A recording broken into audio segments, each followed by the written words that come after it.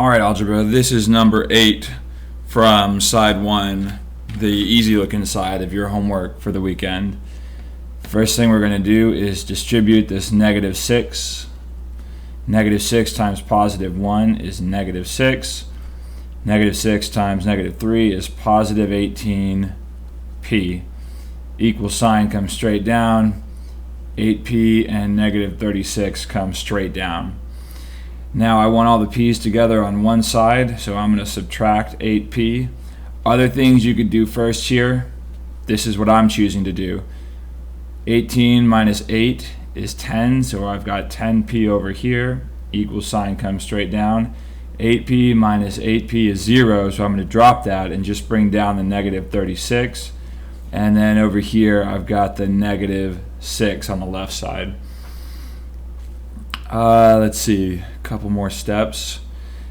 Let's add 6 to both sides. So I've got the p's on the left side of the equation and the constants on the right side. Negative 36 and positive 6 makes negative 30. Last step is to divide both sides by 10. So p is equal to negative 3. Final answer. Okay, now we're going to look at number 1 and maybe number 2 from the other side of the homework page. It says equation practice, the side that looks scary. Meg, if you're out there listening, I owe you 10 points because you saw this mistake in class before I did. We'll start from the inside and work our way out. Distribute that negative, and then we'll distribute the negative 3.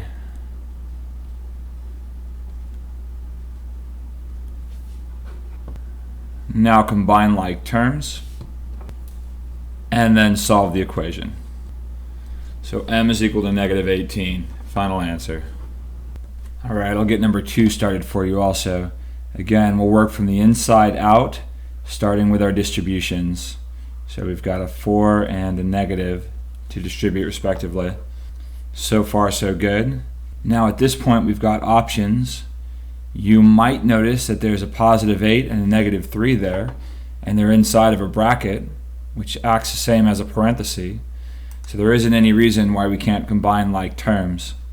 And still, inside the bracket, we've got a 4k here and a single k here. So again, we can combine like terms.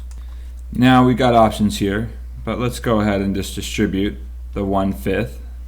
Keeping in mind that 5 times 1/5 equals 1. So the result of our distribution is k plus 1 equals 4. And at this point, if you can't solve the problem on your own, come on in and see me in tutorials. Now we can have a look at number 6 and tackle some of these word problems. It says 5 more than 3 times a number is 197. So 5 more than 3 times some number is equal to 197. And now we can solve. Alright, and lastly I'll give you some help with Bert's Burger Barn on number 8. It says the number sold with cheese was half the number sold without cheese. So let's write that out. With cheese is equal to half without cheese. And let's translate that now. Let's say with cheese is C, and that's equal to 1/2 W without cheese. The other thing we know about Bert's Burgers is that he sold 495, and the sum total was burgers with cheese and burgers without cheese. Now look at this little fact here. C, or the number with cheese, is the same as 1/2 of the number without cheese. So anywhere I see a C, I can substitute that in. So 495 is the same as 1/2 W plus W.